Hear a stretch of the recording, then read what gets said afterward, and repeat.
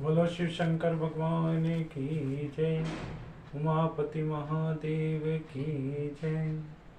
ओम नमः शिवाय।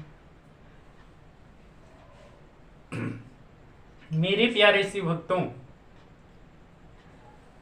भगवान सदाशिव की अनन्य कथाएं आपने सुनी। आज फिर भगवान सदाशिव की कथा को पूछने के लिए नारद जी ब्रह्मा जी के पास पहुंच गए और उन्होंने कहा कि हे पिता, शिव चरित्र को सुनकर मुझे अत्यंत आनंद की प्राप्ति होती है। अब आप कृपा करके यह वृतांत भी सुनाइए कि हिमांचल की पत्नी मैना ने शिवजी से वरदान मांगने के उपरांत क्या कार्य किया। यह सुनकर ब्रह्मा जी ने कहा कि भगवान सदाशिव का ध्यान धरने के उपरांत, हे पुत्र, जब मैना ने शिवजी से वरदान प्राप्त किया तब शक्ति को अपने ऊपर प्रसन्न देखकर तब वह आनंदित हो अपने घर लौट आई। वहां सर्वप्रथम उसने 100 पुत्रों को जन्म दिया। वे सब मैनाक तथा कौंच आदि नाम से प्रसिद्ध हुए। उनके शरीर बहुत लंबे थे। वे सब अत्यंत बलवान, बुद्धिमान, गुणवान हुए। उसके उपरांत सती जी ने हिमांचल के हृदय में प्रवेश कर गया। उसके पश्चात सभी मनोरथ पूर्ण हो हिमांचल ने सती जी के उस तेज को शुभ मुहूर्त में मैना जी के गर्भ में स्थापित कर दिया। जिस समय से सती जी मैना के गर्भ में आई थी, उस समय मैना का शरीर अत्यंत तेजस्वी प्रतीत होने लगा। उस गर्भ को धारण कर मैना सुंदर तथा तेजस्विनी हो गई थी, जैसे पहले कभी नहीं थी। हिमांचल की यह अवस्था थी कि वे बार बार मैना जी के निकट पहुंच जाते तथा मैना जी की आवश्यकताओं को पूछते रहते और उनकी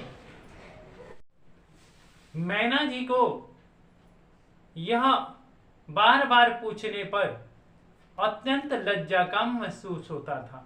इसलिए जिस वस्तु की वह इच्छा करती स्वयं आदि शक्ति की कृपा से उनके सामने प्रस्तुत हो जाता था। ऐसी कोई भी वस्तु नहीं थी जिसे वह प्राप्त करने में मैना को कभी कोई कठिनाई हुई हो। हे नारद, मैना का गर्भ जितना बढ़ता जाता था उतना ही उनका तेज भी अधिक होता जा रहा था। गर्भावस्था में जिन रीतियों तथा उत्सव को करना उचित था, वे सबको हिमांचल ने बड़ी धूमधाम के साथ संपन्न करवाया। उन्होंने सब लोगों की इच्छानुसार दान किया तथा ब्राह्मण, देवता और अतिथियों की भी भलीभांति पूजन किया। उन्हीं दिनों मैं, विष्णु तथा अन्य सभी देवता शिवरानी की गर्भ स्तुति करने हेतु हिमांचल के घर जा पहुंचे और अपने कर्तव्य को पूरा करने के उपरांत हम वहां से लौट आए। जब गर्भ के 9 महीने व्यतीत हो गए, 10वां महीना पूरा हो गया, उस समय आकाश तथा पृथ्वी में शुभ शगुन के लक्षण दिखाई देने लगे। आकाश पूर्णतः निर्मल हो गया और उसका प्रकाश बढ़ गया। सभी शुभ अशुभ ग्रह जितने भी थे वो सब उचित स्थान पर जा पहुंचे। शुभ लग्न और मुहूर्त को शोध कर भगवान शिव की कृपा से उस समय ऋषि मुनि देवता पुष्प वर्षा करने लगे एवं गंधर्व, सिद्ध, चारण, किन्नर, अप्सरा तथा विद्याधर अपनी स्त्रियों सहित नाच गान करने लगे। इस प्रकार मधुमास के शुक्ल पक्ष 9वीं को मृगशिरा नक्षत्र में अर्धरात्रि के समय भगवती महामाई ने अपरंपार आनंद के बीच मैना के गर्भ से अवतरित हुई। जिस समय माता का अवतार हुआ। कालिका पुराण में भी इस कथा को विस्तार पूर्वक वर्णन किया गया है। हे नारद, उस समय मैं तथा विष्णु आदि सभी देवता सहित संपूर्ण सामग्रियों को लेकर हिमांचल के स्थान पर जा पहुंचे।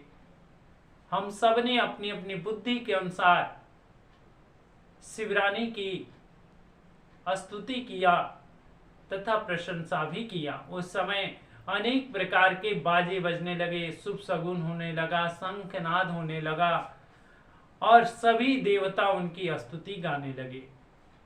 हे जगदम्बे, आपकी जय हो। आप तीनों लोकों की माता हैं तथा भगवान भूत भावन की मां अर्धांगिनी हैं। आप हमारी विपत्तियों का नाश करें, क्योंकि हमारे मन की कोई भी अभिलाषा आपसे छिपी नहीं है। हे आदिशक्ति, आपका तेज अप्रमित है। सृष्टि के सभी जीव आपके सेवक हैं। ब्रह्मा, विष्णु तथा शिव आपके पुत्र कहे जाते हैं तथा तीनों गुणों की उत्पत्ति आपसे ही होती है तथा ब्रह्म स्वरूप आदिशक्ति बनकर सब जीवों में भी आप निवास करती हैं तथा सबसे भिन्न भी रहती हैं।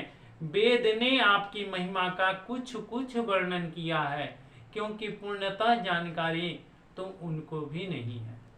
क्योंकि हे माता, आपके श्वास से वेद की उत्पत्ति हुई है।